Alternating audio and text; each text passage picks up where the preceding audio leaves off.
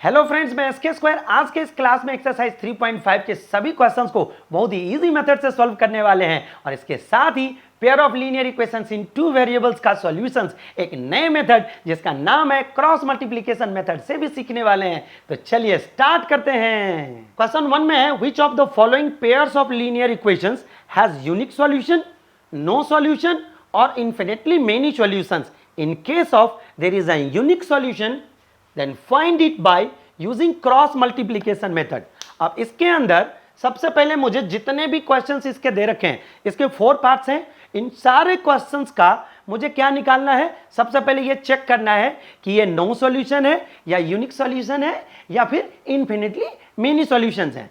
अब सबसे पहले चेक करेंगे और जिस केस में यूनिक सॉल्यूशन देगा उसका मुझे किस मेथड से निकालना है सॉल्यूशन, क्रॉस मल्टीप्लिकेशन मेथड। अब क्रॉस मल्टीप्लिकेशन मेथड हम डायरेक्ट उसी क्वेश्चन पर जाकर आपको सिखा देंगे ताकि आपको डबल बेनिफिट हो। एक तो क्वेश्चन भी सॉल्व हो जाए और फिर आप इसके मेथड को भी अच्छी तरह से समझ ले, तो हमारे इस तरह से हमारा टाइम भी बचेगा और हम क्वेश्चंस को भी करना सीख जाएंगे। तो चलिए सबसे पहले हम पहला क्वेश्चन देखते हैं जिसके अंदर मुझे सबसे पहले निकालना है कि पहले ये नो सॉल्यूशन है या यूनिक सॉल्यूशन है या इन्फिनिटली मेनी सॉल्यूशन है। तो इसके लिए सबसे पहले हम यहां निकालते हैं इसका। देखिए a1 कितना 1, b1 कितना -3, c1 is equal to -3। Second equation से a2 3, b2 -9 और c2 -2। अब देखिए यहां से अगर हम रेशियो निकाले a1/a2 का तो ये देगा 1/3। b1/b2 निकालिए तो ये भी देगा -3/-9, तो ये भी दिया 1/3, माइनस माइनस कट गया, 3 3 जा 9, तो ये भी आ गया।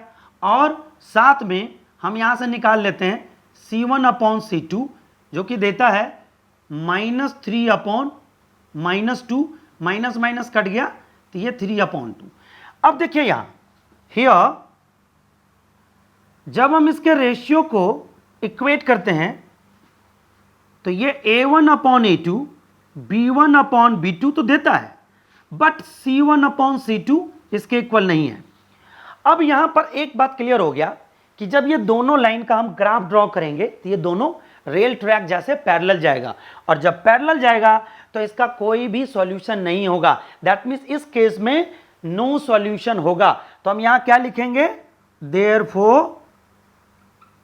therefore the pair of linear equation, या हम डायरेक्ट लिख सकते हैं therefore this has no solution। बस, तो इस तरह से यहां से नो सॉल्यूशन हो गया तो हम आगे इसको नहीं सॉल्व करेंगे, वैसे भी सॉल्व होगा ही नहीं। बट हम जब सेकेंड पार्ट में एंटर करते हैं तब देखिए यहां क्या देते हैं। यहां पर मैं सेम प्रोसीजर अप्लाई करूंगा। यहां से थोड़ा सा इसको हम यहां पर राउंड राउंड कर लेते हैं। यहां देखिए a1 कितना 2, लेकिन इससे पहले आप एक काम करिए, यहां पर भी ठीक है, वैसे आप इससे भी चेक कर सकते हैं क्योंकि दोनों ही कांस्टेंट पार्ट RHS साइड है।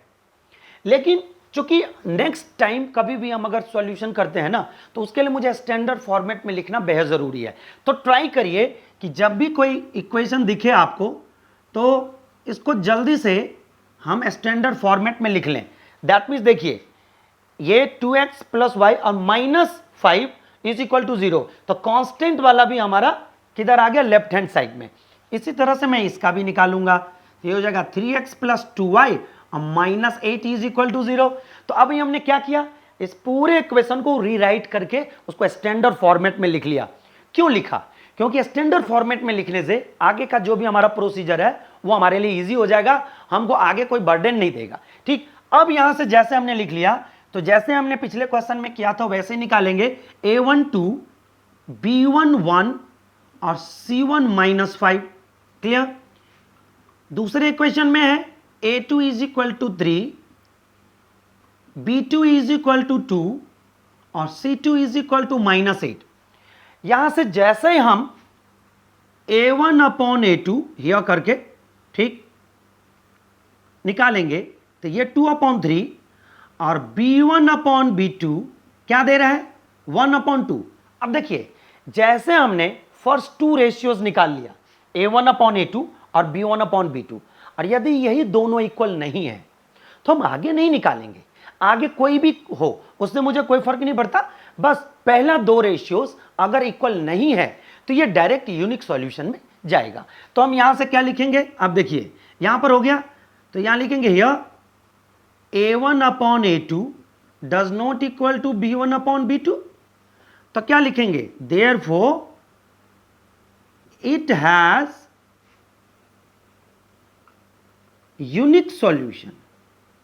और जैसे ही यूनिक सॉल्यूशन निकला, अब क्वेश्चन का एक बार कमांड देखिए कि क्वेश्चन में ये कह रहा है कि यदि आप पहले चेक कर लीजिए और यदि यूनिक सॉल्यूशन आता है तब आप उस पूरे pair of linear equations in two variables का सॉल्यूशन पीछे किसी भी मेथड से नहीं निकालना, ना तो सब्स्टिट्यूशन से निकालना है ना एलिमिनेशन से निकालना है, इस बार आपको बाय क्रॉस मल्टीप्लीकेशन मेथड से निकालना है। अब कीजिए ये क्या है, मोस्ट ऑफ द स्टूडेंट्स के लिए बड़ा डिफिकल्ट होता है, तो ये बड़ा इस टाइप के जो हमारा मेथड है उससे वो कन्नी काटता है, ट्राई करता है कि हम इस मेथड को ना करें, लेकिन as far as my experience is concern ये जो मेथड है बहुत ही आसान है। कहेगा कैसे, बस जैसे मैं आपको, बस 1 मिनट की बात है, जैसे मैं आपको सारे के सारे प्रोसीजर बता दिया, कंसेप्ट बता दिया, तो आज के बाद आप भी इस मेथड को एंजॉय करने लग जाएंगे। तो चलिए हमारे साथ अभी निकल पड़िए। तो सबसे पहले कुछ कंसेप्ट की बात करते हैं। तो अब हम इस क्वेश्चंस को थोड़ा सा साइड करके हम एक एक जनरल फॉर्मेट पर चले जाते हैं। कैसे, ये देखिए, जैसे a1x प्लस b1y और plus c1 is equal to 0 हो, और a2x plus b2y plus c2 is equal to 0 हो, ये एक जनरल फॉर्म है pair of linear equations in two variables का। अब यहां से देखिए by cross multiplication method exactly कैसे काम करता है, तो यहां लिखेंगे using by cross multiplication method. ठीक, जैसे हमने इसको क्या किया, मल्टीप्लीकेशन मेथड से इसको लिखूंगा, तो देखिए तरीका क्या है, आप बिल्कुल एक पैरामीटर डिसाइड करिए, ये जो x है ना, इसको आप x यहां लिख दीजिए, एक लाइन ऐसे ड्रॉ कर लीजिए, फिर y लिखिए, एक लाइन ड्रॉ कर लीजिए, और एक्स वाई हो गया, और आगे तो कुछ है ही नहीं, तो कांस्टेंट है तो 1 लिख लीजिए, इसके नीचे ऐसे एक लाइन ड्रॉ कर लीजिए। ये हो गया हमारा क्रॉस मल्टीप्लीकेशन मेथड का फर्स्ट स्टेप। ठीक, क्या पहले तो आपको, ये तो पहला स्टेप तो आपको पता ही है, ये तो अंडरस्टूड है कि जब भी कोई पेयर ऑफ लीनियर इक्वेशंस दे रखा होगा तो इसको किस में निकालेंगे, सबसे पहले रीअरेंज करके उसको स्टैंडर्ड फॉर्मेट में लिखेंगे। तो ये तो आपका एकदम बिल्कुल पहला ड्यूटी है। और उसके बाद जैसे हम इसको इसमें लिख लिया, उसके बाद ये करना है, जो हमारा पहला स्टेप है वो ये है। अब कहिएगा उसके आगे, तो उसके आगे ये कि अगर मैं x को कंसीडर करूंगा तो y और कांस्टेंट टर्म वाले जो हमारा कोफिशिएंट है इसको ऐसे लिखूंगा, b1 b2 c1 c2, और एक लाइन खींच देते हैं। आप लाइन के बारे में अभी मत सोचिए क्या है, बस ये डिटर्मिनेंट की तरह काम करता है, जब आप आगे की क्लास में पढ़ेंगे। हाँ, अगर आप 10 तक ही पढ़ रहे हैं तो आपको इसको जानने की भी जरूरत नहीं है, और जब आप आगे की क्लास में जाएंगे तो आपको खुद ही बखुद पता चल जाएगा ये क्या है, बट यहां आपको अभी जानना जरूरी नहीं है। अब हम सिंपली जो हमने आपको बताया बस इतना ही लिखना है, ऐसे आपको लाइन खींचना है, और ये अगर x लिख रहे हैं तो x को छोड़कर b1 b2 और c1 c2 लिख दिया। देखिए अभी मैंने क्या बोला, जब आप x को लिख रहे हैं तो x के नीचे का जो कोफिशिएंट है उसको छोड़ दीजिए, उसके आगे वाला लिखिए। अब हम y वाले लिख रहे हैं तो y को छोड़ना पड़ेगा, तो ऑब्वियसली, और हम आगे की तरफ बढ़ रहे हैं तो सबसे पहले क्या लिखेंगे, इसके आगे जो होता है ये c1 c2, और फिर टर्न होके आइए यहां, तो a1 a2, और यहां से फिर एक लाइन ड्रॉ कर दीजिए। ठीक, अब कांस्टेंट वाले पार्ट पर आइए, तो अब तो इधर खाली है, फिर से मैं इधर से टर्न हो रहा हूं, तो यहां क्या होगा, a1 a2 और b1 b2, हो गया आपका काम। ये देखिए कितना छोटा सा कंसेप्ट था जिसे मोस्ट ऑफ द स्टूडेंट करनी काटते हैं, लेकिन हमारे अकॉर्डिंग ये तो बहुत ही मजेदार और बहुत ही कम टाइम में होने वाला मेथड से ये सॉल्यूशन है। अब यहां से डायरेक्ट करना क्या है, ये देखिए, x के नीचे इसको क्रॉस करके लिखना है, इसको ऐसे लिखना है और ऐसे लिखना है, दोनों को मल्टीप्लाई करते हुए यहां लिखना है, और बीच में माइनस करते हुए फिर इसको लिखना है। फिर से एक बार रिकॉल करिए, पहले मैं इसको लिखूंगा, पहले इसको मल्टीप्लाई करके लिखूंगा, फिर बाद में माइनस करके इसको मल्टीप्लाई करके लिखूंगा। हो गया, इज इक्वल टू वाई, आप जान चुके होंगे। अब मैं क्या बताने वाला हूं, C1 A2 minus C2 A1। बाद में आप खुद भी एक लॉजिक आप क्रिएट कर सकते हैं यहां पर कि अगर x है तो x वाला छोड़कर आगे वाला क्रॉस, तो B1 C2 minus B2 C1। देखिए क्लियर है। लेकिन जब आप प्रोसीजर के साथ करेंगे तभी आपको मार्क्स मिलेगा। जब आप रिटन एग्जामिनेशन दे रहे हो तो आपको ये लिखना पड़ेगा। तो ये कितना, यहां A1 ऐसे फिर से, और यहां पर B2 माइनस A2 B1। कितना बढ़िया था। अब मुझे बारी बारी से देखिए, यदि x को कांस्टेंट के इक्वल करेंगे तो हमारे पास क्या आ जाएगा, यहां से देखिए x इज इक्वल टू, ये इधर चला जाएगा तो ये आ जाएगा हमारा x is equal to B1 C2 minus B2 C1 upon this. तो ये हमारा x का वैल्यू आ गया। इसी तरह से अगर हम y की वैल्यू निकालने की बात करेंगे तो y की वैल्यू भी ऐसे निकलेगा। बात समझ में आ रहा है। अब हम क्या करते हैं, ये देखिए, यहां से बारी बारी से हम x की वैल्यू निकालते हैं। तो निकालिए, क्या होगा, ये चला जाएगा इधर, मैं इक्वेट किया हूं, तो ये आ जाएगा B1 C2 minus B2 C1 upon कितना, A1 B2 minus A2 B1। और अगर मैं यहां से y की वैल्यू निकालूं तो y को भी इक्वल कर दीजिए, तो नीचे तो ये हमेशा सबके लिए सेम ही रहेगा, माइनस A2 B1, और ऊपर क्या चला जाएगा इधर, C1 A2 minus C2 A1। बस ये हमारा क्रॉस मल्टीप्लीकेशन मेथड का फाइनल स्टेप था। तो अगर आपने इन दोनों मेथड को समझ लिया, एवन कि आप केवल इसको समझ लीजिए, आपका क्रॉस मल्टीप्लीकेशन मेथड हो जाएगा बहुत ही आसानी से। नहीं तो आप दोबारा एक बार और कोशिश करेंगे, मैं गारंटी देता हूं 1 से 2 बार आप करेंगे, आपका एकदम बिल्कुल ये पक्का हो जाएगा मेथड। अब इसका काम मैं यहां करूंगा, कहिएगा कैसे, अब मेरा सारा काम हुआ पड़ा है, अब कहिएगा कैसे, ये देखिए डायरेक्ट मैं यहां निकालूंगा x का वैल्यू। तो ये पूरा लिखते हुए अब अगर मैं इस क्वेश्चन को सॉल्व करूंगा तो B1 C1 ये सब जानते हैं आप, यहां पर सारा लिखा हुआ है। तो जैसे वैल्यू डलेगा तो अब देखिए यहां से उठाइए, B1 C2 यहां से देखिए डायरेक्ट B1 C2 मल्टीप्लाई करिए कितना, -8 गेटिंग, फिर माइनस लिख दिया यहां। अब कितना, B2 C1 और माइनस पहले से है तो माइनस माइनस प्लस, और ये हो गया 10। ठीक, अब नीचे वाला आ जाए A1 B2 तो ये 4, और फिर माइनस तो होता ही है, अगर मल्टीप्लाई हो जाएगा तो प्लस हो जाएगा। अब यहां पर ये कितना हो गया, देखिए ये A2 B1 है ना, माइनस A2 B1, तो ये हमारा गया 3। तो ऊपर आंसर आ गया हमारा कितना, 2। बस अब बाय 1 है तो मैं लिखता नहीं क्योंकि 4 माइनस 3। इसी तरह से y का वैल्यू निकालिए।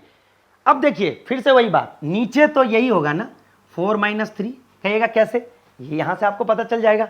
अब केवल आपको ऊपर काम करना है, C1 A2 बहुत ही आराम से देखिए, C1 A2 तो कितना, -15 गेटिंग, और फिर उसके बाद माइनस लगा देंगे, और फिर C2 A1 तो माइनस माइनस, तो ये हो गया 16। तो ये कितना हो गया, -1, देखिए ध्यान से, और ये सिंपली हो गया 1। अब तो डायरेक्ट 1, तो x का वैल्यू हमारा 2 और y का वैल्यू 1। कितना मजेदार मेथड था। चलते हैं अभी हम लोग थर्ड पार्ट पर। थर्ड पार्ट में है 3x minus 5y is equal to 20, 6x minus 10y is equal to 40। अब इसमें सबसे पहले इसे रीराइट कर लीजिए और स्टैंडर्ड फॉर्मेट में लिख लीजिए। तो 3x माइनस 5y और माइनस 20 इज इक्वल टू 0, और इसको अगर हम रीराइट करेंगे तो ये होगा 6x minus 10y minus 40 is equal to 0। अब यहां से मैं a1 निकालूंगा, तो a1 कितना देगा आपको, ये देख लीजिए, a1 दे रहा है हमारा 3, b1 दे रहा है हमारा -5, और c1 दे रहा है हमारा -20। इसी तरह से a2 दे रहा है हमारा 6, b2 दे रहा है -10 और c2 -40। जब मैं इक्वेट करूंगा a1 अपॉन a2 तो ये दे रहा है 3/6 तो 1/2, b1 upon b2 minus minus cut जाएगा 5/10 तो 1/2, और इस तरह से c1 अपॉन c2, क्योंकि दोनों ही इक्वल हो गया। तो पहले दोनों पार्ट अगर इक्वल हो जाए तो हम तब तीसरे पार्ट पर मूव करेंगे। तो बस ये हमने देखा कि ये दोनों पार्ट इक्वल है, इसीलिए मुझे C1/C2 करना पड़ा। तो C1/CT में भी 0 0 कट जाएगा, 20/40 1/2। वाह, यहां पर क्या है ये देखिए, here A1/A2 is equal to B1/B2 is equal to C1/C2। अब ये कह रहा है कि ये दोनों सेम इक्वेशन है। दैट मीन्स जब ऐसा कोई अगर कंडीशन दिखाई दे तो ये दोनों अलग अलग इक्वेशन ना होकर दोनों एक ही इक्वेशन रिप्रेजेंट करता है। और इस केस में जब हम दोनों का ग्राफ ड्रॉ करेंगे तो एक लाइन के ऊपर ही दूसरा लाइन जाएगा, और इस तरह से ये इन्फिनिटली मेनी सॉल्यूशंस देता है। तो therefore this has infinitely many solutions. तो ये तो यहां हो गया। अब चूंकि ये मेनी सॉल्यूशंस हो गया तो यहां पर मुझे क्रॉस मल्टीप्लिकेशन मेथड लगाकर, वैसे लगेगा भी नहीं, और अगर हम लगा भी दें तो जो हमारा कंडीशन अलाउ नहीं कर रहा है। ठीक, अब आ जाते हैं 4th नंबर क्वेश्चन पर। 4th नंबर में भी यहां पर ये ऑलरेडी स्टैंडर्ड फॉर्मेट में है, एक बार अच्छी तरह से देख लीजिए, तो हमारा एक काम बच गया। ठीक, अब यहां से क्या करेंगे, सबसे पहले फटाफट A1/A2 B1/B2, और अगर जरूरत पड़े तो हम C1/C2 निकालेंगे, नहीं जरूरत पड़ेगा तो नहीं निकालेंगे। चलिए देखते हैं। A1/A2 डायरेक्ट निकाल लें। अब इस बार A1/A2, तो मुझे यह बात पता है A1/A2 1/3, और B1/B2 ये आ गया कितना, -3/-3, तो ये हो गया 1। तो ये तो पहले ही दोनों केस से क्लियर हो गया कि ये दोनों इक्वल नहीं है। तो ये A1/A2 does not equal to B1/B2, therefore this has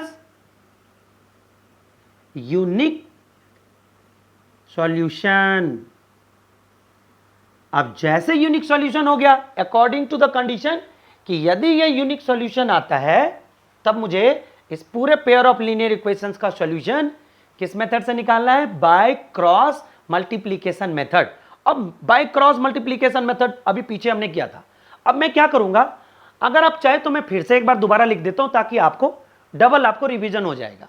नहीं तो हमारे पास रास्ता है कि x का वैल्यू मुझे पता है और y का वैल्यू पता है, हम वहीं से उठा ले। लेकिन मैं ऐसा नहीं करूंगा, मैं दोबारा एक बार स्टैंडर्ड फॉर्मेट लिखे, बट इन शॉर्ट आपको ट्राई कर रहा हूं बताने का। कैसे, ये देखिए, A1x plus B1y plus C1 is equal to 0 हो, और A2x plus B2y plus C2 is equal to 0 हो। अब देखिए, यहां से हमने डायरेक्ट बोला था कि x का वैल्यू निकालने के लिए यहां से क्रॉस, ध्यान से देखते जाइएगा, तो ये हो जाएगा B1C2 माइनस B2, इसका उल्टा B1 से शुरू करेंगे B2C1, और ये C2C1 हो जाएगा इज इक्वल टू y। अब यहां से उल्टा करिए, A1/A2 को इधर रखिए यहां पर कुछ समय के लिए, तो ऐसे मल्टीप्लाई करिए, क्योंकि मैं ये ले रहा हूं तो ये उठ के आगे जाएगा, तो ये हो जाएगा C1, ध्यान से समझिएगा, C1A2 माइनस, अब उलट जाएगा C2A1, और आगे क्या था आपको पता ही है, 1/, इन दोनों का मल्टीपल, तो A1B2 माइनस क्या B2 या A2B1। तो यहां तक मुझे लगता है पूरा क्लियर है। तो मैंने इन शॉर्ट आपको बता दिया। अभी डायरेक्ट इसको हम यहां पर यूज करने वाले हैं। कैसे, ये देखिए, x इज इक्वल टू क्या होगा, अब यहां पर आप लिख सकते हैं कि by using cross multiplication method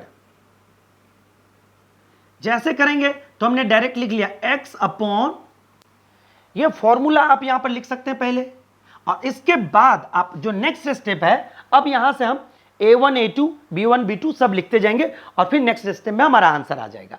अब देखिए, एकदम बहुत इत्मीनान से आप देखते जाइएगा, हम यहां लिखेंगे x अपॉन B1C2, देखिए B1C2, तो माइनस माइनस प्लस, अब 15 3 जा 45, माइनस लिख दीजिए आप, फिर से इधर आ जाइए, ये माइनस माइनस प्लस, अब फिर माइनस, 7 3 जा 21, तो ये लिख दिया is equal to y upon, अब देखिए y में क्या है C1, ठीक है, C1A2, तो ये -21, बात क्लियर है, और फिर माइनस लिख देंगे यहां, और फिर C2 दिस इज C2 और फिर A1, तो यहां तो कुछ भी नहीं है, तो माइनस माइनस प्लस, और ये हो गया 15। बस हमारा काम हो गया। अब यहां पर 1 लिख देंगे और यहां पर अब देखिए दिस इंटू दिस, तो ये हो जाएगा -3, और ये माइनस तो पहले से है, तो माइनस माइनस प्लस 9, 3 3 जा 9। तो हमारा ये काम हो गया। अब बारी बारी से हम क्या करेंगे, x को इसके इक्वल करेंगे।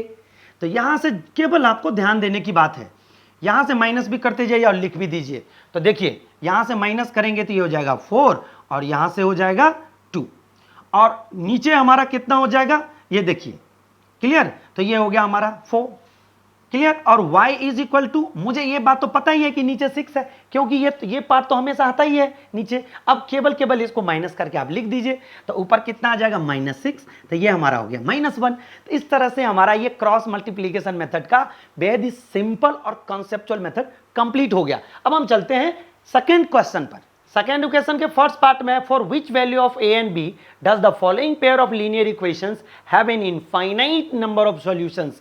दैट मींस इसमें कह रहा है कि a एंड b के किस वैल्यू के लिए ये जो pair of linear equations in 2 variables, उसका इन्फिनिटली मेनी सॉल्यूशंस होगा। तो अब देखिए पहले से ये कंडीशन दे रखा है कि इन्फिनिटली मेनी सॉल्यूशंस है। दैट मींस गिवन में क्या लिखा है, गिवन में दे रखा है a1 upon a2 is equal to b1 upon b2 is equal to c1 upon c2। क्यों? क्योंकि ये कंडीशन यहां लिखा नहीं है, बट ये कंडीशन कहां से मुझे पता चला, यहां से कि have an infinite number of solutions. That means जहां पर इनफाइनाइट नंबर ऑफ सॉल्यूशंस होगा वहां पर ये कंडीशन सेटिस्फाई करेगा। तो हम ये कंडीशन उठाते हैं, इस कंडीशन के ऊपर ये सभी का वैल्यू डालकर फिर मैं अलग अलग इक्वेशन फॉर्म करके और a एंड b का वैल्यू निकालते हैं। अब यहां पर एक और चीज देखिए, ये जो इक्वेशन है, इस इक्वेशन में कांस्टेंट, ये दोनों ही कांस्टेंट एक साइड है, that means right hand side है। तो जब मुझे इस तरह का कोई रेशियोज निकालना हो और अगर कांस्टेंट अगर राइट साइड हो, दोनों, ऐसा नहीं है कि एक लेफ्ट हैंड हो और दूसरा राइट हैंड हो, नहीं, अगर कांस्टेंट दोनों ही राइट हैंड साइड हो तो हम इसको कुछ भी नहीं छेड़ते, हम डायरेक्ट रेशियोज निकाल लेते हैं। तो निकालिए यहां से। सबसे पहला जो हमारा रेशियो निकलेगा, यहां से देखिए a1 कितना 2, b1 3 और c1 डायरेक्ट लिख लेते हैं हम 7। वैसे -7 होना चाहिए बट कोई बात नहीं है। अब यहां से उठाइए a2 कितना a माइनस b, b2 कितना a प्लस b, और c2 कितना है 3a प्लस b माइनस 2। अब करना क्या है, बहुत ही सिंपल प्रोसीजर है, ये सारी वैल्यूज बारी बारी से यहां डालना है। तो मैं क्या करूंगा, ये वैल्यू हम बारी बारी से यहां डालते हैं एज, फिर से दोबारा लिखता हूं इसको, एज दिस इक्वेशंस हैज कितना, इनफाइनेटली मेनी सॉल्यूशंस। ओके, तो ये जो गिवन है वो हम लिख देते हैं। देन क्या होगा, a1 upon a2 is equal to b1 upon b2 is equal to c1 upon c2। नीचे डालते हैं 2 upon a minus b is equal to 3 upon a plus b is equal to 7 upon 3a plus b minus 2। ये हमारा काम हो गया। अब हम बारी बारी से क्या करेंगे, फर्स्ट 2 को इक्वेट करेंगे, फिर लास्ट 2 को इक्वेट करेंगे। आपका मर्जी है कि आप फर्स्ट एंड लास्ट को भी इक्वेट कर सकते हैं, बट किसी भी हालत में मुझे 2 डिफरेंट इक्वेशन चाहिए, क्योंकि मुझे a एंड b का वैल्यू निकालना है, और 2 अगर अलग अलग अगर वेरिएबल्स या 2 अलग अलग मैथमेटिकली या अलजेब्रिक टर्म का अगर मुझे वैल्यू निकालना हो तो मुझे 2 इक्वेशन चाहिए। तो इसीलिए हम यहां से बारी बारी से इक्वेट कर रहे हैं। तो सबसे पहले 2 upon a minus b is equal to 3 upon a plus b. यहां तक पूरा क्लियर है। अब देखिए क्रॉस मल्टीप्लाई कर दीजिए, तो क्या होगा, 2a plus 2b is equal to 3a minus 3b। अब मैं यहां से एक का वैल्यू निकाल लेता हूं दूसरे के टर्म में। तो देखिए यदि मैं इसको इधर ले जाऊं तो 3a माइनस 2a, और इसको इधर ले आऊं, लिख वैसे इधर रहा हूं बट आप समझ जाइए, हम फिर से पूरा का पूरा चेंज कर रहे हैं। अगर नहीं तो आप इधर लाइए तो ये माइनस हो जाएगा और ये इधर जाएगा तो -3b और -2, तो सिंपली लिख देख सकते हैं उसको -5b। तो यहां से a इज इक्वल टू कितना हो गया 5b। यहां से कंसेप्ट क्लियर है पूरा। अब आ जाइए, अब इन दोनों पार्ट को मैं सॉल्व करूंगा। तो ये कितना है 3/a plus b is equal to 7/3a plus b minus 2 लिख दिया हमने। अब क्रॉस मल्टीप्लाई करिए तो क्या होगा, ट्राई करते हैं बड़े वाले को पहले लिखें। तो 7a, वैसे कोई क्राइटेरिया नहीं है, आपको जो मर्जी करिए, क्रॉस मल्टीप्लाई केवल करके अच्छी तरह से लिख लीजिए। तो 7a plus 7b is equal to 9a plus 3b minus 3 two 6। अब एक और बात ध्यान रखिए, इसके अंदर a एंड b का वैल्यू निकालना है, बट यहां पर कोई ऐसा क्राइटेरिया नहीं दे रखा है या कंडीशन नहीं दे रखा है कि आपको किस मेथड से सॉल्व करना है। केवल ये जो क्रॉस मल्टीप्लिकेशन का मेथड का जो क्राइटेरिया था वो केवल फर्स्ट क्वेश्चन के लिए था।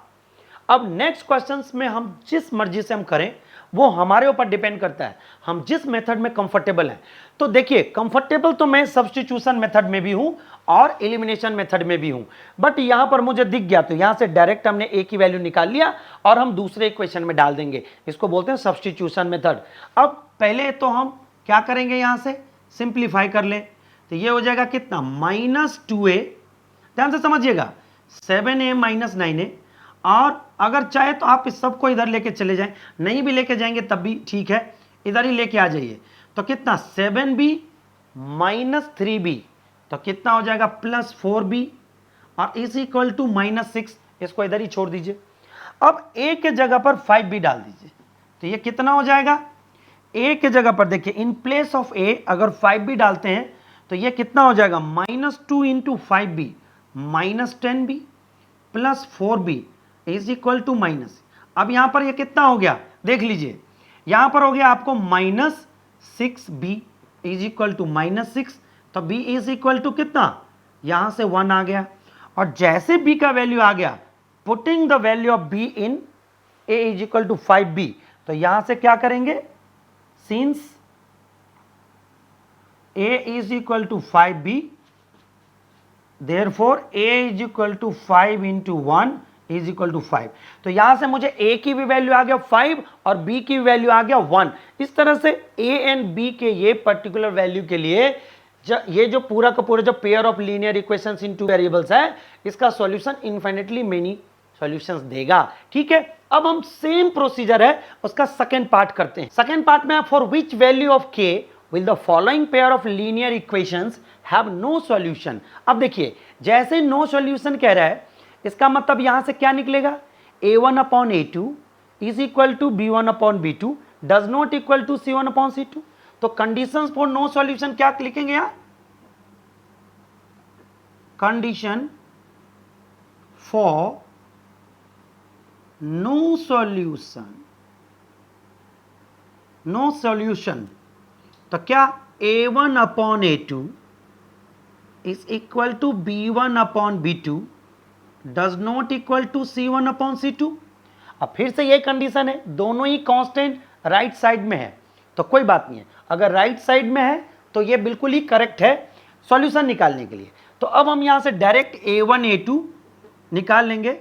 a1 यहां से हमारा है 3, b1 है हमारा 1, c1 है 1, a2 2k minus 1, b2 k minus 1, c2 2k plus 1। अब हम क्या करेंगे, ये सारे के सारे जो वैल्यू है हम इसमें डालेंगे। तो आ जाइए यहां से 3/2k minus 1 is equal to 1/k minus 1, और यहां पर ये डज नॉट इक्वल है 1/2k plus 1। तो सबसे पहले मुझे इन दोनों को इक्वल करके k का वैल्यू निकालना है और फिर बचे हुए इन दोनों वैल्यूज को हम डज नॉट इक्वल करेंगे। तो हम पहले सबसे पहले इसको लिख लेते हैं कि if 3/2k - 1 is equal to 1 - k - 1 cross multiply करिए तो 3k - 3 is equal to 2k - 1।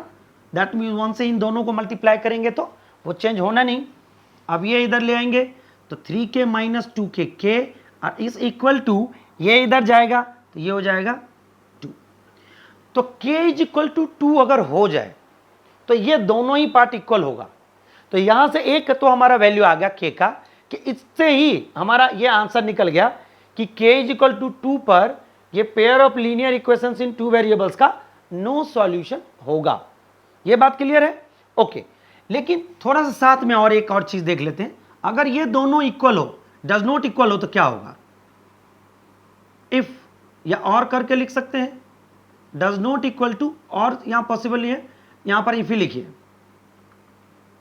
2k + 1 cross multiply करिए तो 2k + 1 does not equal to, होगा तो साइन यही, और ये होगा k - 1, ये इधर जाएगा तो k और इधर जाएगा तो ये डज नॉट इक्वल टू -2। इस तरह से हमने आपको बहुत ही बढ़िया से k किसके बराबर नहीं होना है वो भी हमने लिख दिया और k किसके बराबर होना है। तो यदि आपका वैल्यू पूछा है तो यही वैल्यू आपका आंसर है। तो अभी हम लोग चलते हैं थर्ड नंबर क्वेश्चन पर। थर्ड है solve the following pair of linear equations by the substitution and cross multiplication method.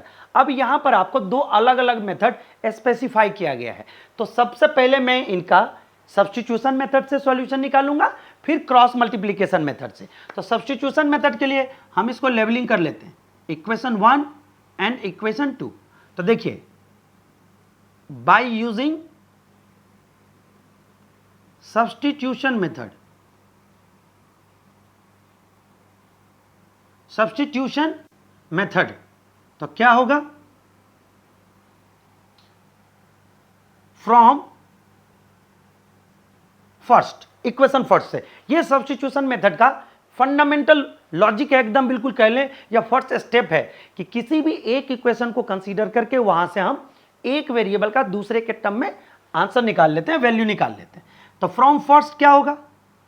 8x = 9 - 5y और यहां से x = 9 - 5y अपॉन 8। तो ये हो गया हमारा x का वैल्यू। अब क्या करेंगे?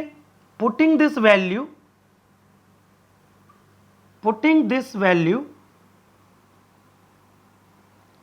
In equation. अब एक और बात ध्यान में रखना है कि चूंकि ये जो वैल्यू है हमने इक्वेशन 1 से निकाला है तो हम फिर से ये वैल्यू इक्वेशन 1 में नहीं रख सकते।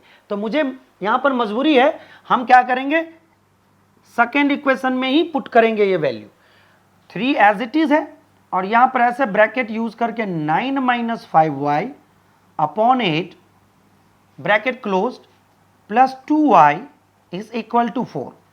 अब यहां से अगर हम मल्टीप्लाई करूं तो ये दिया 9 3 जा 27 माइनस 15y, और जब ये एलसीएम लेंगे तो ये हो जाएगा प्लस 16y और इज इक्वल टू, जब ये पूरा एलसीएम हो जाएगा तो क्रॉस मल्टीप्लाई, तो ये 8 4 जा 32 यहां पर हो गया। अब ये दोनों सॉल्व करिए तो कितना हो गया? ये देखिए, ये हो गया y और ये जब इधर शिफ्ट होगा तो ये होगा 32 माइनस 27 तो ये हो गया 5। तो ये y = 5 और जैसे y = 5 आया इसको हम क्या करेंगे? x की वैल्यू में डाल देंगे यहां से, तो यहीं पर डाल दें डायरेक्ट। तो यहां से क्या करेंगे?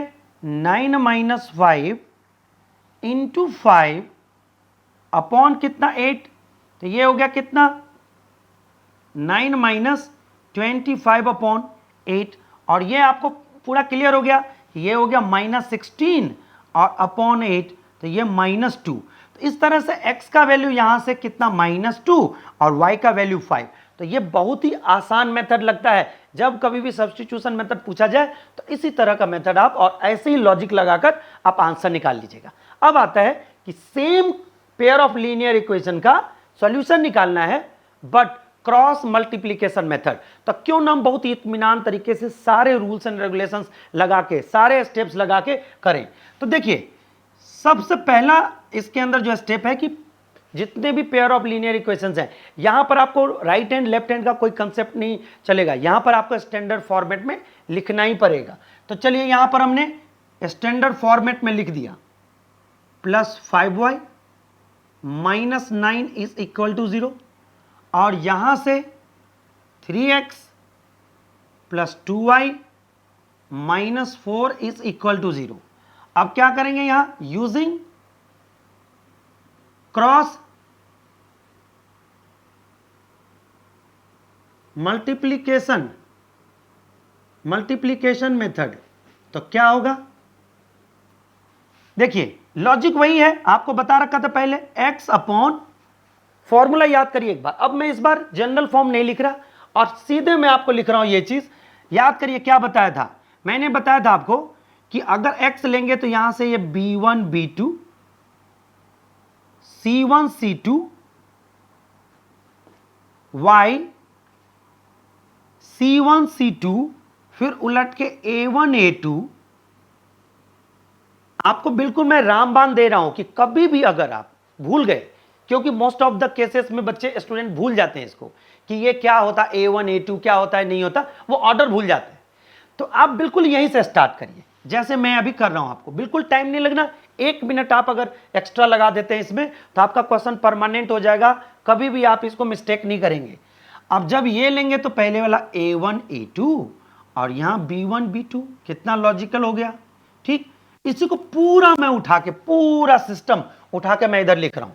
तो क्या होगा, यहां x अपॉन, ये क्रॉस मल्टीप्लाई करिए तो कितना होगा, b1 c2 minus b2 c1। याद आ रहा होगा, हमने बोला था b1 से शुरू करो, तो b1 अगला वाला c2, और फिर इसका देखिए रिवर्स ऑर्डर। y में b वाला टर्म गायब होगा, c1 से उठाएंगे तो c1 a2, क्लियर पूरा, माइनस c2 a1, और इस इक्वल टू क्या होगा, आगे कांस्टेंट वाला टर्म में c वाला टर्म गायब हो जाएगा, तो a1 b2 minus a2 b1। ये आपका फाइनल पूरा का पूरा प्रोसीजर रहा। अब क्या करेंगे, डायरेक्ट वैल्यू डाल दीजिए। तो x अपॉन डालिए b1, देखिए b1 c2, तो कितना हो जाएगा, -20, और माइनस तो होता ही है, b2 c1, तो माइनस माइनस प्लस, ये हो गया 80, is equal to y upon c1, ध्यान से समझिएगा, c1 a2, तो ये कितना हो गया, -27, और फिर माइनस c2 a1, तो कितना 32। तो ये बिल्कुल ही करेक्ट आंसर। और अपॉन, अब कहेगा ऐसा क्यों, क्योंकि मैं पीछे कर चुका हूं, इसीलिए मैं पीछे अंदर ही अंदर मैच भी करता चलता हूं कि ये हमारा डेटा सही है या नहीं है। अब आ जाइए इधर, a1 b2, तो ये हो जाएगा 16, और -15, तो ये 1 हो गया। अब देखिए पूरा सिंप्लीफाइड वैल्यू लिखूं तो ऐसा लिखूंगा, x अपॉन नीचे कितना, -2, देखिए x अपॉन -2, ठीक, और y अपॉन कितना, जब दोनों को करेंगे तो ये हो जाएगा 5 इज इक्वल टू 1/1। तो हमारा डायरेक्ट आंसर भी वैसे दिख रहा है। अगर हम बारी बारी से इसको इक्वेट करें ऐसे, तो लिखेंगे if x upon -2 is equal to 1/1, then x is equal to -2, और अगर y अपॉन 5 1/1 होगा तो y इज इक्वल टू 5। तो आपको किसी भी मेथड से अगर निकालने के लिए कहा जाए, कंसेप्ट क्लियर हो, और अगर आप एक एक स्टेप करते हुए चलते हैं, तो आप बिना प्रिपरेशन के भी पेपर में अगर आप बैठते हैं तब भी आप फुल मार्क्स ले आएंगे, इस बात की तो गारंटी है हमारी। तो चलिए अभी हम लोग चलते हैं क्वेश्चन नंबर 4 पर। फोर्थ क्वेश्चन है, form the pair of linear equations in the following problems and find their solutions if they exist by any algebraic methods. अब ये जो क्वेश्चन में कंडीशंस दे रखा है, उससे आपको pair of linear equations form करना है। अब यहां पर आपको क्रॉस मल्टीप्लीकेशन मेथड का जो बाउंडेशन था वो नहीं है। अब आप या तो क्रॉस मल्टीप्लीकेशन वाला लगाइए, या एलिमिनेशन वाला लगाइए, या सब्स्टिट्यूशन वाला लगाइए। ठीक, जो भी मेथड आपको सुटेबल हो वो वाला मेथड आप लगा सकते हैं। बट अब सबसे पहले ये जो फर्स्ट हमारा पार्ट दे रखा है, उस पार्ट से pair of linear equations in two variables form करेंगे। तो चलिए देखते हैं क्या कर रहा है इसमें। तो फर्स्ट पार्ट में है क्या, part of monthly hostel charges is fixed and the remaining depends upon the number of days one has taken food in the mess. ठीक, करे एक स्टूडेंट जब किसी मेस में खाना खाता है तो कुछ चार्जेस मंथ का फिक्स्ड है और जो बचा हुआ चार्ज है वो जितना दिन वो खाना खाता है उसके हिसाब से पर डे चार्ज होता है। यहां तक तो ये इस पार्ट से क्लियर है।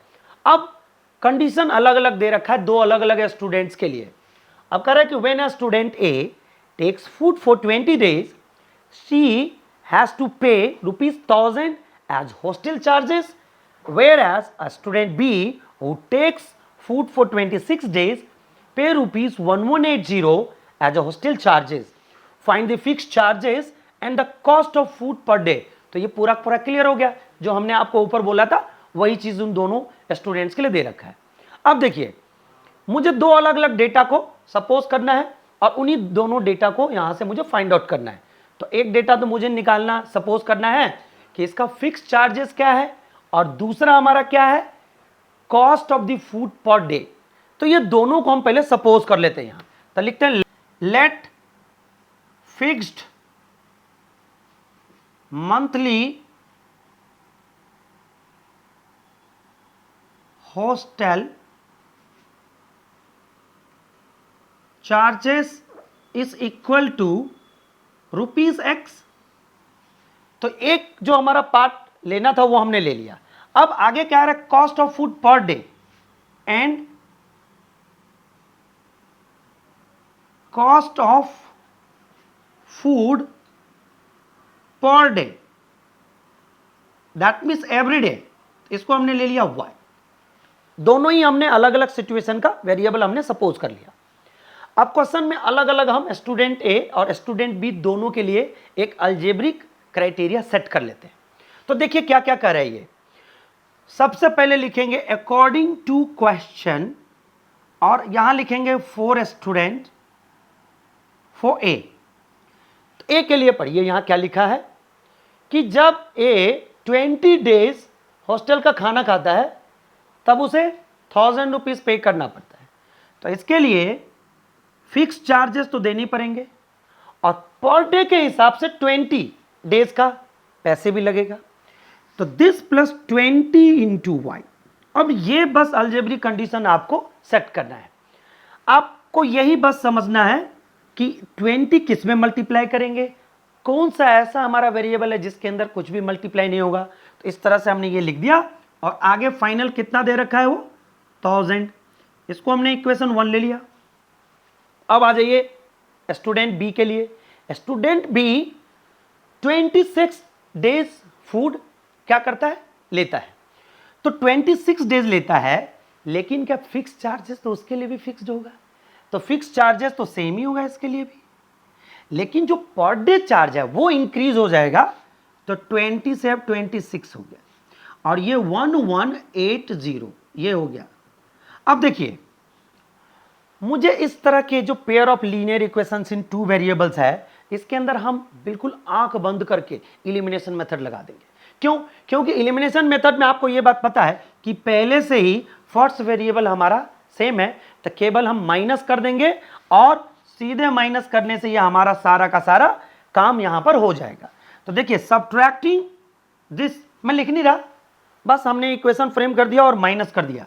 जिसके पीछे प्लस था सबका साइन चेंज कर दिया। ये कैंसल, यहां से हो गया -6y और ये हो गया -180।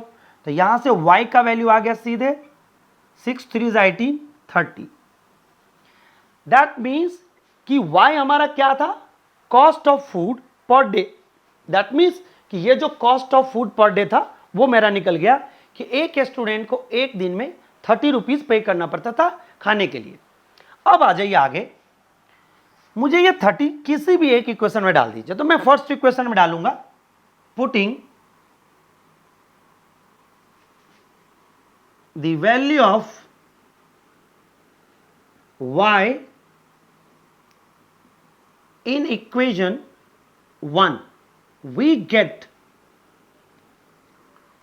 x plus 20 into 30 is equal to 1000, x is equal to 1000 minus 600, तो ये हो गया 400।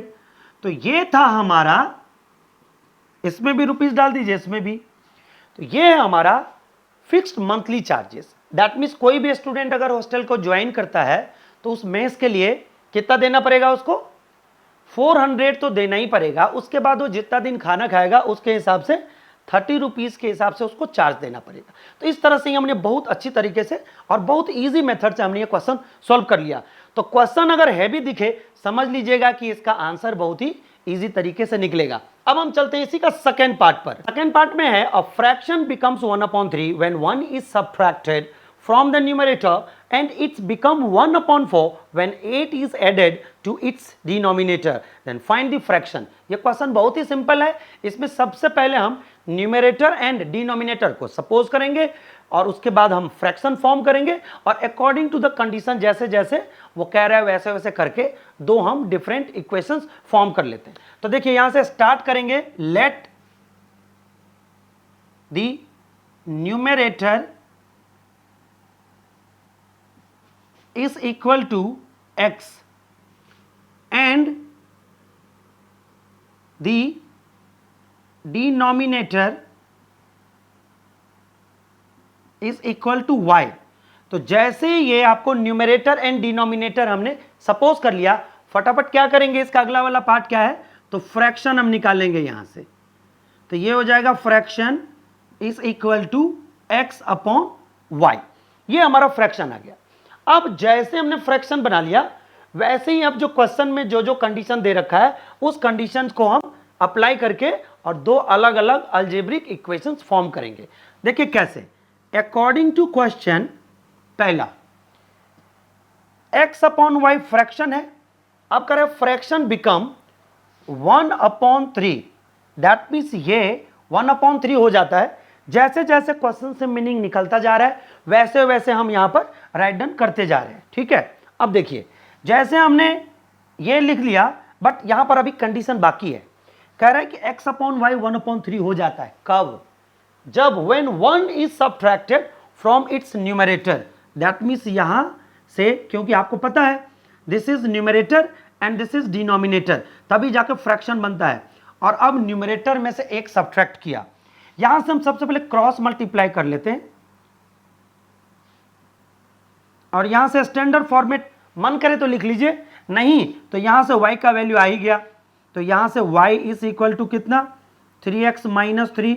यहां से हम इसको ब्रैकेट में बंद करके इक्वेशन 1 मान लेते हैं। ठीक, अब कह रहा है कि and it becomes 1/4 when 8 is added to denominator। That means फिर से अगेन x अपॉन वाई हो जाता है 1/4। कब ये हो जाता है, कब, कंडीशन क्या है, when 8 is added to its denominator। That means इसमें हमने ऐड कर दिया, क्रॉस मल्टीप्लाई करिए तो 4x is equal to y plus 8। अब कुछ नहीं करना, सीधे y का वैल्यू यहां डाल दीजिए। तो ये इक्वेशन सेकेंड। तो लिखते हैं फ्रॉम फर्स्ट, यहां क्या लिखेंगे, फ्रॉम फर्स्ट डालिए। तो ये हो जाएगा 4x is equal to 3x minus 3 plus 8। ये इधर आएगा तो ये हो गया x इज इक्वल टू, ये दोनों को जब सॉल्व करेंगे तो x इज इक्वल टू कितना आ गया, 5। तो हमारा ये आ गया। अब देखिए जैसे ही हमारा आंसर आ गया हम तुरंत क्या करेंगे, x की वैल्यू जैसे आ गया अब क्या करेंगे, पुटिंग दिस वैल्यू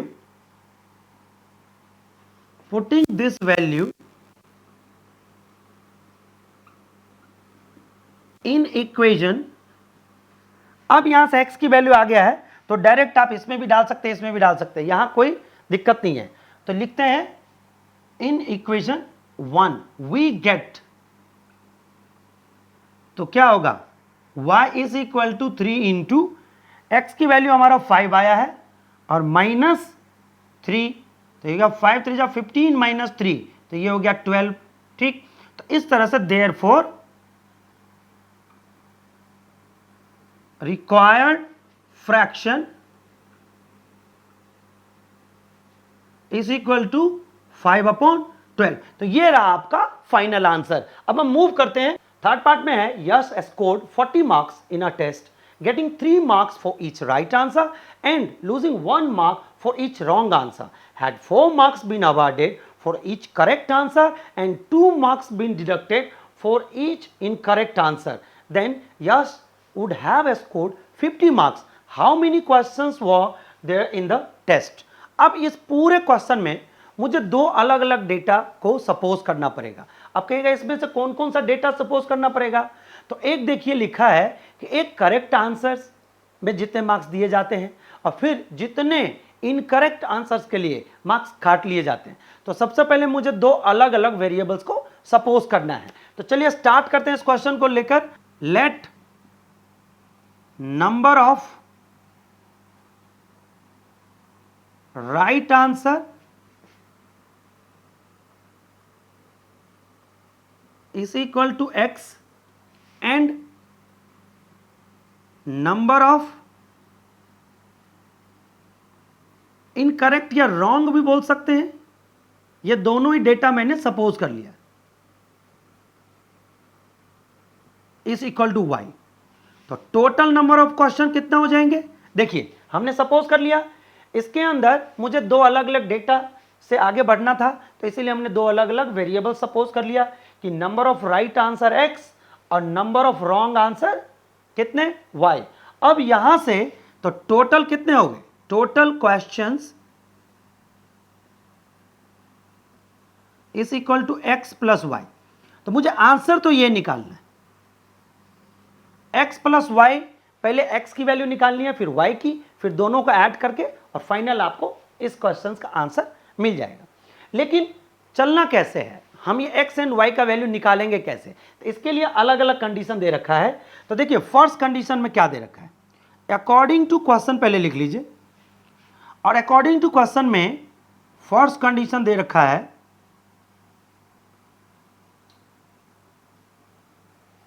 कि यश स्कोर्ड 40 मार्क्स। तो हम इज इक्वल टू 40 लिखी दें, 40 मार्क्स मिला है तो इसका मतलब फाइनल जो कुछ भी किया है क्वेश्चन में गलत लिखा है सही लिखा है, फाइनल उसको कितने मार्क्स मिले? 40।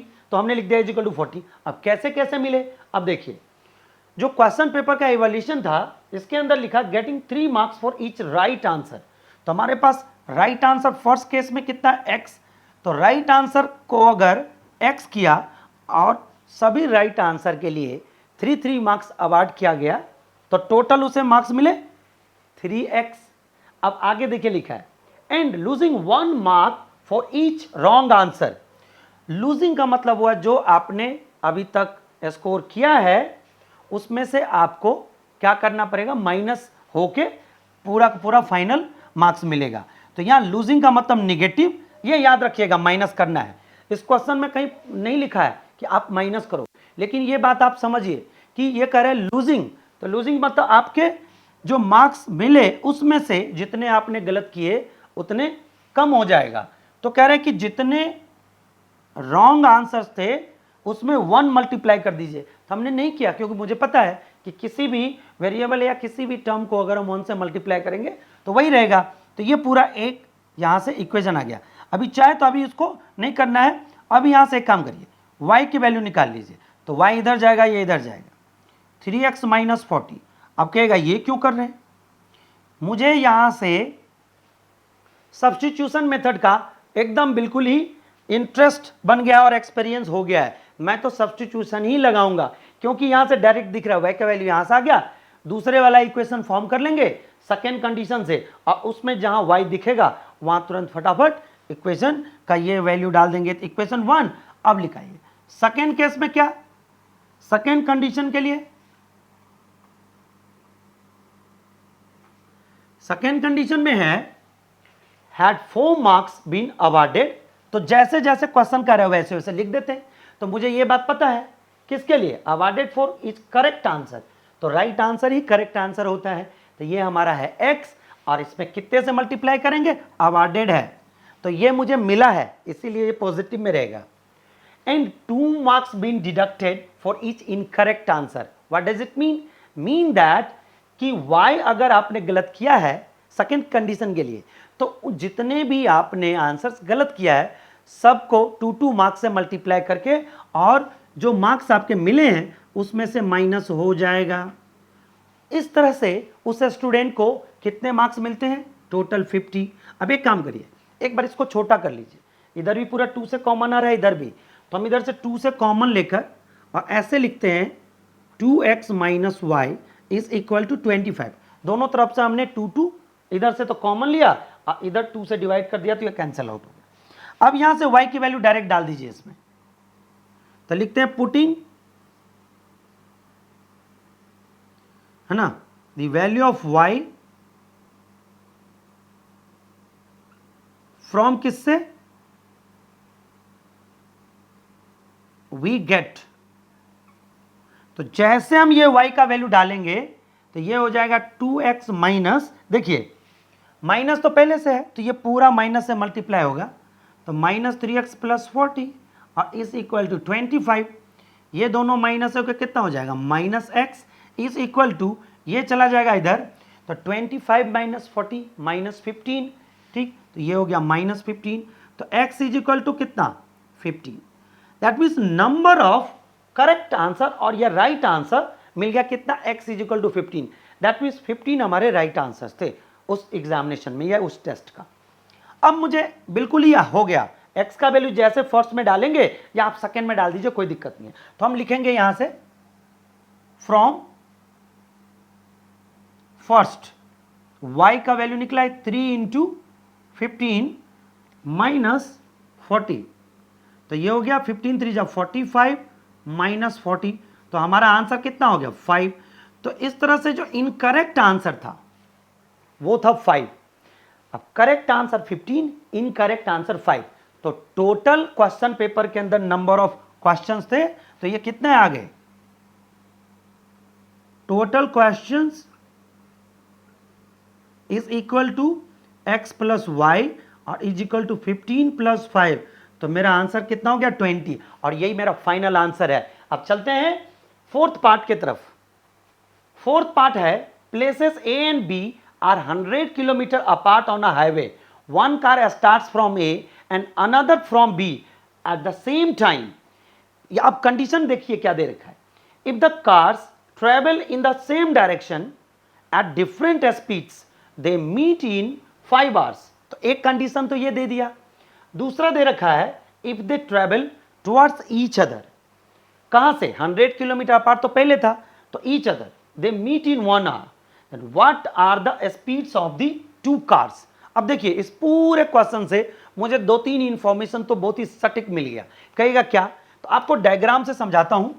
जैसे एक हाईवे सपोज कर लीजिए, और हाईवे पर 2 अलग अलग पॉइंट्स यहां से इंडिकेट कर, और ये दोनों के बीच कितना डिस्टेंस है? 100 किलोमीटर। इस क्वेश्चन से मुझे एक बात समझ में आ गया कि एक हाईवे पर 2 पॉइंट्स हैं और 2 प्लेसेस हैं, वो दोनों प्लेसेस को हमने यहां से मार्क कर लिया। अब कह रहा है कि दोनों प्लेसेस पर अलग अलग व्हीकल्स हैं और कार्स हैं, तो ये कार एक यहां है और एक आपका इधर है। कह रहे जब दोनों ही, देखिए केस में लिखा है, फर्स्ट केस में लिखा है कि 1 कार स्टार्ट्स, ये तो हो गया। अब लिखा है if the cars travel in the same direction, that means दोनों ही कार सेम डायरेक्शन में जाकर किसी एक जगह मिल जाती है। अब यहां पर कितना सटीक कंसेप्ट है ये देखिए, और अगर आप इस चीज को समझ जाएंगे तो आपका एक इक्वेशन तो यूं ही फॉर्म हो जाएगा और उसके साथ साथ दूसरा इक्वेशन भी फॉर्म हो जाएगा। तो चलिए यहां देखते हैं, लिखा है कि दोनों ही कार्स जब एक ही डायरेक्शन में चलती है तो 5 आवर्स के बाद एक कार बी से मिल जाती है। अब यहां पर बिल्कुल ही क्लियर इंफॉर्मेशन है कि एक कार बी से तभी मिल पाएगी जब एक कार 100 किलोमीटर ज्यादा डिस्टेंस ट्रेवल करेगी। बिल्कुल क्लियर है। अब कहीं पर भी मिले उससे कोई फर्क नहीं पड़ता, बट जब कभी भी मिलेगी उस समय में कार ए बी से 100 किलोमीटर ज्यादा डिस्टेंस ट्रेवल करी होगी। ठीक, अब बस इतना दिमाग में आ गया। इसका मतलब क्या कि कार ए के द्वारा डिस्टेंस ट्रेवल और कार बी के द्वारा डिस्टेंस ट्रेवल दोनों का डिफरेंस 100 किलोमीटर होना चाहिए 5 आवर्स में। एक हो गया। दूसरा केस में क्या कह रहा है, if they travel towards each other they meet in 1 hour. अभी हो गया। अब ये तो केस 1 हो गया। दूसरा केस में कह रहा है कि यदि गाड़ी ऐसे मिले, इधर ही आ गया, ठीक, तब इससे कितने घंटे मिल लेती है, 1 आवर में। इसका मतलब यहां तो क्या हो गया, दोनों ऐसे चलती है और 1 घंटे बाद दोनों मिल जाती है। इसका मतलब दोनों के बीच जितना डिस्टेंस है उतनी डिस्टेंस दोनों मिलकर कवर करी होगी। तो यहां तो दोनों को प्लस कर देंगे, इसका डिस्टेंस और इसका डिस्टेंस दोनों का, और कितने देर तक दोनों चली, 1 घंटे तक। तो हम यहां पर एक फॉर्मूला लगाएंगे और ये फॉर्मूला मैं सबसे पहले लिख देता हूं, याद रखिए, speed is equal to distance upon time.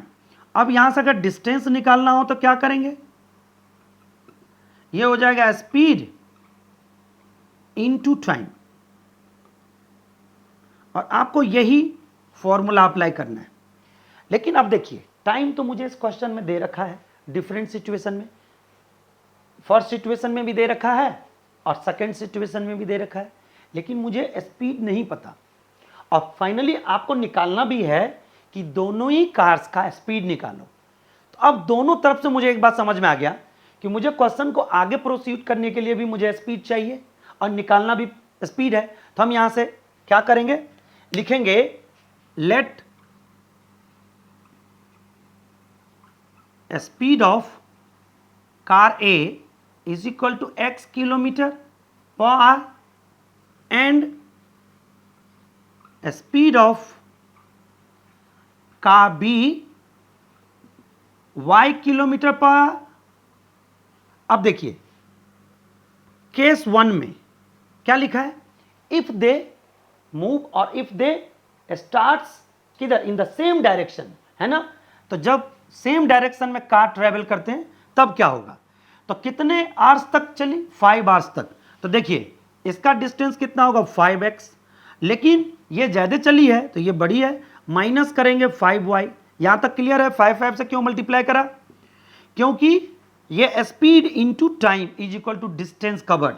तो दोनों का डिस्टेंस का जो डिफरेंस होगा वो इस केस में 100 होगा। और यहां से अगर हम दोनों तरफ से 5 कॉमन लेंगे तो ये x minus y is equal to 20। और यहां से मुझे एक बात समझ में आ गया, क्यों ना मैं x का वैल्यू निकाल लूं। तो ये हमारा हो गया इक्वेशन 1। आ जाइए केस सेकेंड में, देखिए कितना सिंपल है। अब केस सेकेंड में दोनों एक ही डायरेक्शन में चलती है, तो मुझे बात तो क्लियर है कि एक ही डायरेक्शन में चलती है, लेकिन दोनों के बीच में 100 किलोमीटर का क्या है, डिफरेंस है। They are 100 kilometre apart. तो अब 100 किलोमीटर तो ट्रेवल तो करेंगे, दोनों के दोनों कवर करेंगे, लेकिन दोनों 1 आवर में ही मिल लेते। तो 1 आवर का मतलब स्पीड x और टाइम 1, तो दोनों ही 1 आवर तक करा है। तो x plus y is equal to 100। तो ये हो गया सेकेंड। अब यहां से कुछ नहीं करना, डायरेक्ट आंसर आ रहा है मेरा। क्या करेंगे, फ्रॉम फर्स्ट डाल दीजिए इसमें। यहां से x की वैल्यू आ गया 20 plus y is equal to 100। तो ये कितना आ गया, 2y इज इक्वल टू 80। तो y is equal to 40 kilometre per hour. बहुत बढ़िया, ठीक। और y की वैल्यू अगर हम इसमें डालते हैं तो हमारा कितना आ जाएगा, फ्रॉम फर्स्ट, ये देख रहे हैं। तो क्या करेंगे यहां से, x is equal to 20 plus 40, तो ये हो गया 60 किलोमीटर पर आवर। तो इस तरह से हमने दोनों ही कार्स का अलग अलग स्पीड निकाल लिया। देखिए कितना मजेदार और कितना कंसेप्चुअल क्वेश्चन था। तो अब हम चलते हैं फिफ्थ पार्ट पर। फिफ्थ पार्ट है, the area of a rectangle gets reduced by 9 square units if its length is reduced by 5 units and breadth is increased by 3 units. If we increase the length by 3 units and the breadth by 2 units, the area increases by 67 square units. Find the dimension of the rectangle. ये पूरा question एक rectangle के around घूमता है, ठीक। अब ये उस पूरे रेक्टेंगल का कंसेप्ट हम एक बार समझते हैं कि रेक्टेंगल में लेंथ और ब्रेथ होता है। तो अगर लेंथ को हमने x मान लिया और ब्रेथ को y मान लिया तो इसका एरिया कितना हो जाता है, x इंटू वाई। तो ये हमारा पूरा रेक्टेंगल का एक कंसेप्ट है। और एरिया हमने क्यों निकाला, क्योंकि ये पूरा क्वेश्चन एरिया से ही रिलेटेड है।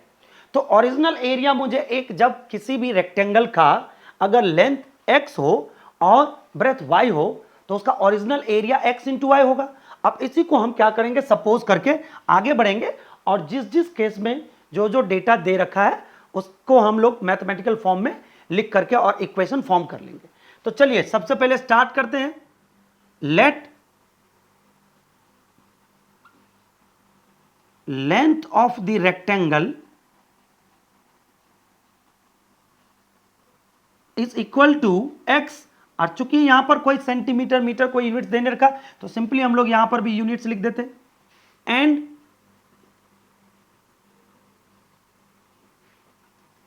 breadth of the same rectangle is equal to y units। यहां तक क्लियर। जैसे ही हमने सपोज कर लिया, अब तो यहां से एरिया मुझे पता चल गया, वैसे हमने पीछे लिख भी रखा है। तो एरिया हो गया x इंटू वाई। अब हम according to question case 1 create करते हैं। केस 1 में देखिए लिखा है कि the area of rectangle get reduced by 9 square units. मुझे इतना समझ में आ गया ना कि कोई भी रेक्टेंगल का जो एरिया है वो 9 स्क्वायर यूनिट से कम हो जाता है। तो मैं क्या करूंगा, देखिए यहां सीधे लिखूंगा एक्स वाई में से 9 कम कर दिया, that means area of the rectangle get कितना, रिड्यूस्ड बाय 9 स्क्वायर यूनिट से माइनस कर दिया। कब, आगे कंडीशन दे रखा है कि if its length is reduced by 5, तो length is reduced by 5 and breadth is increased by 3। और यहां से ब्रेथ को हम क्या करेंगे, 3 इंक्रीज कर देंगे। तो ये हमारा बिल्कुल ही न्यू रेक्टेंगल है और इसका एरिया, और ये हमारा ओरिजिनल एरिया है। तो ओरिजिनल एरिया में से 9 अगर हम माइनस कर देते हैं तो ये आंसर किसके बराबर होगा, x माइनस 5y प्लस 3। अब यहां से सिंप्लीफाई करते हैं तो क्या होगा, मल्टीप्लाई करिए बारी बारी से। तो x y plus 3x minus 5y minus 15 is equal to x y minus 9। X y cancel हो गया, यहां से 3x इज इक्वल टू, दोनों को मैं राइट साइड ट्रांसपोज कर दूंगा। कहिएगा क्यों, क्योंकि मैं सब्स्टिट्यूशन मेथड को ज्यादा प्रेफरेंस देता हूं क्योंकि इससे क्वेश्चन जल्दी सॉल्व हो जाता है। अगर दोनों इक्वेशन एक बार में ही अगर आ जाता है तो हम एलिमिनेशन मेथड भी लगा सकते हैं। ठीक, तो यहां से मेरा टारगेट सब्स्टिट्यूशन मेथड का है, तो इसीलिए हम सबसे पहले इधर लेके चले जाते हैं y को भी और कांस्टेंट टर्म को भी। तो ये हो गया 5y और इधर जाएगा तो कितना होगा +6, और यहां से x की वैल्यू डायरेक्ट आ गया 5y प्लस 6/3। बस ये इसको हम इक्वेशन 1 मान लेते हैं। अब आ जाते हैं केस 2 पर। केस 2 में है if we increase the length by 3 units. तो इस बार मैं इधर से डेटा स्टार्ट करूंगा, जैसे जैसे दे रखा होगा वैसे वैसे लिखूंगा। And the breadth by 2 units, दोनों ही इंक्रीज हो रहा है। ठीक, तो इस तरह से जब ये नया एरिया है वो न्यू एरिया का कंपैरिजन किसके साथ है, आगे दे रखा है द एरिया इंक्रीजेस बाय, कौन सा एरिया, तो ओरिजिनल एरिया मुझे पता है एक्स वाई, यही तो इंक्रीज होगा। तो अब एक बात समझ में आ गया, most of the question student कभी कभी कर देता है, क्वेश्चन आता है कि ये डायरेक्ट ऑप्शन मल्टीप्लाई कैसे कर देते हो, आपको कैसे पता कि ये मल्टीप्लाई करके आंसर निकलेगा। तो बात एकदम बिल्कुल क्लियर है कि चूंकि ये एरिया से रिलेटेड क्वेश्चन है और ये एरिया के साथ कंपैरिजन है, तो आप एक तरफ अगर एरिया के साथ आप इंक्रीज और डिक्रीज कर रहे हैं तो आप दूसरी तरफ भी तो एरिया निकालना होगा। और मैंने इसीलिए जो न्यू डायमेंशन था हमारा कि लेंथ को 3 यूनिट से बढ़ा दिया, ब्रेथ को भी 2 यूनिट से बढ़ा दिया, तब जो हमारा एरिया निकलेगा वो ओरिजिनल एरिया से कितना इंक्रीज होगा, 67। तो इसीलिए ऑटोमेटिक सी बात है कि आपको मल्टीप्लाई ही करना पड़ेगा। अब यहां से क्या करेंगे, फिर से वही बात, multiply 2x 3y 6xy plus 67। क्या किया हमने, डिस्ट्रीब्यूटिव लॉ लगाकर इसको मल्टीप्लाई कर दिया, यहां से ये कैंसिल आउट। अब देखिए कुछ भी नहीं करना, डायरेक्ट यहां से x की वैल्यू डाल दीजिए, जितना जल्दी डाल देंगे उतना जल्दी आपका आंसर निकल जाएगा। तो मैं यही लिख देता हूं, या अगर चाहे तो एक लाइन और लिख सकते हैं यहां पर 2x प्लस 3y। हम एक काम करते हैं, इसको इधर अभी लेके चले जाते हैं। तो 67 माइनस 6 इज इक्वल टू 61। अब यहां मैं लिख देता हूं फ्रॉम फर्स्ट, तो ट्वाइस ऑफ x की वैल्यू यहां से मुझे पता है 5y प्लस 6 अपॉन 3 और ब्रैकेट बंद यहां पर 3y और इज इक्वल टू 61। हो गया हमारा काम। कहेगा कैसे?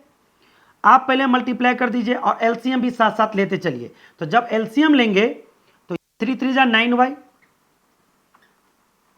और ये जब मल्टीप्लाई होगा तो 10y प्लस 12, और ये 3 जब पूरा का पूरा एलसीएम होगा तो ये बाय 1 है, तो क्रॉस मल्टीप्लाई होकर कितना हो जाएगा 183। तो ये हो गया हमारा काम। ये चला जाएगा इधर, तो ये हो गया 171, और ये जब इसके साथ ऐड होगा तो ये हो गया 19y। तो 19y इज इक्वल टू 171। तो यहां से कितना आ गया डायरेक्ट में, यहां से क्रॉस करता हूं इसको, y इज इक्वल टू, यहां से ये कैंसल आउट हो जाएगा और ये हो गया 9, तो ये 9 यूनिट्स, यहीं से आंसर आ गया। अब इस 9 यूनिट्स को, जो कि हमारा ब्रेथ है इस रेक्टेंगल का, और 9 यूनिट्स को हम x में डालेंगे, तो यहां डालेंगे फ्रॉम फर्स्ट, तो ये x इज इक्वल टू 545 हो गया, क्योंकि 9 से 5 को मल्टीप्लाई करेंगे तो, और प्लस 6 और अपॉन 3, तो ये हो गया 51 अपॉन 3, तो ये हो गया 17 यूनिट्स। इस तरह से उस रेक्टेंगल का डायमेंशन मिल गया। कैसे? रेक्टेंगल का लेंथ हो गया 17 यूनिट्स एंड ब्रेथ कितना हो गया 9 यूनिट्स। तो मुझे इस तरह से बहुत ही आसानी से हमने इसका पूरा डायमेंशन भी निकाल दिया, हमने सारे कंसेप्ट्स भी समझा दिए, और इस तरह से ये पूरा एक्सरसाइज भी हमने बहुत ही इजी तरीके से सॉल्व कर लिया। आई होप ये वीडियो आपको बहुत ही अच्छी लगी होगी। तो प्लीज इसे लाइक तथा अपने दोस्तों के सभी ग्रुप में इतना शेयर करें कि ये हर एक जरूरतमंदों तक पहुंच जाए, और साथ ही यदि आप हमारे चैनल पर नए हैं तो प्लीज इसे सब्सक्राइब भी कर लें और साथ ही बेल आइकन को भी प्रेस कर दें, ताकि इस तरह के इंफॉर्मेटिव वीडियो आप तक सबसे पहले पहुंचे। Thank you for watching, bye bye, जय हिंद।